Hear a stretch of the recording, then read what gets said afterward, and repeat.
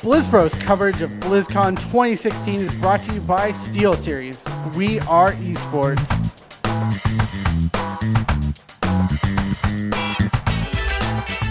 All right, welcome back to our BlizzCon coverage here on BlizzPro. Sponsored by SteelSeries. We're going to be talking about Heroes of the Storm here with Alebeard. And the overall thing is we got Varian and Ragnaros announced and a new Brawl map.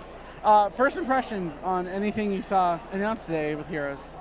Well, pretty exciting to get the new heroes. Like Varian was one that had been speculated on quite a bit, so that wasn't a big surprise. But I don't think anybody expected him to be a multi-class hero, right, and be able to do assassin and warrior dailies at the same time. Mm-hmm. And then I'm really excited about Ragnaros. That's one that's very popular with the fans and everything. And I played him a bit. He looks pretty OP. Yeah, I got to play him a bit as well, and he's probably one of the funnest heroes I've played in the game so far. I mean, his trait, it starts out that you're able to use it, where you're able to be a part, or basically transform into raid boss mode on a fort. And the great thing about it is as soon as you start getting enemy forts down, you can use that as well there. Right. And I found the heroic, the one that pushes out the lane, got a couple kills, many more kills than I expected. Yeah, now granted, it's against AI, so they kind of stand there. But I just want to make lava waves all day long. That's all I ever want to do now is just roll those waves down the lane. Yeah, and then at level 20, you can get 2 of them. Oh, I never. Stockpile them. I kind of got bored with my AI games before 20. I never quite made it to 20. I'll have to check that out. Yeah, for sure.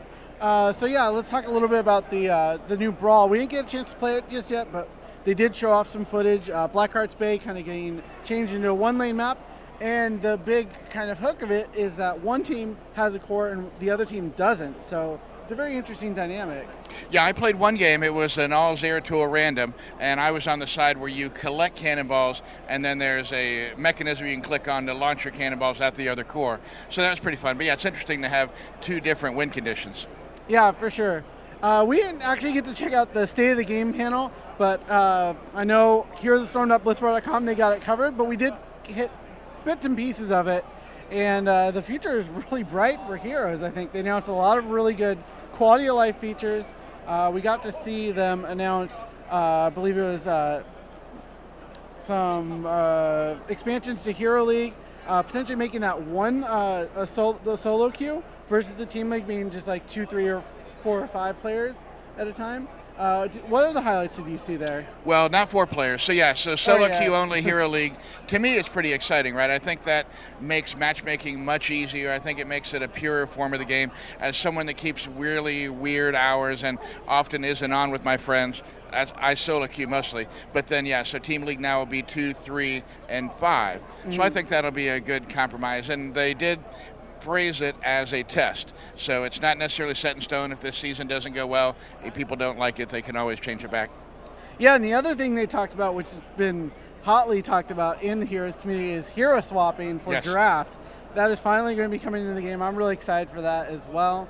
I think that was it, unless you can remember any of the other parts of it. Putting me on the spot here. No, I'm drawing a blank. It'll all come to us as soon as we turn off the camera, exactly. I'm sure. Right as soon as we turn off the camera. But like I said, check out heroesofstorm.blizzpro.com. We have that all covered there. But the future of Heroes is bright, and Blizzard is really investing into the future of Heroes. Obviously, HGC 2017 will be coming in as well. But overall, I think Heroes players respond pretty happily about the announcements here. I think so. A lot of excitement. Did you happen to catch the deep dive panel that they did? I did not. It was really interesting. Yeah, they talked quite a bit about the evolution of how characters developed.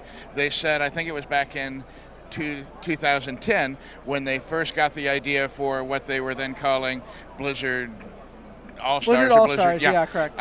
They just started rapidly trying to produce as many heroes as possible, and they got a core group of heroes. Varian was the last of that core group of heroes that they came up with, and then they transitioned into working on talents. So all the other heroes of that core group that they developed is in the game now, with the exception of Zul'jin.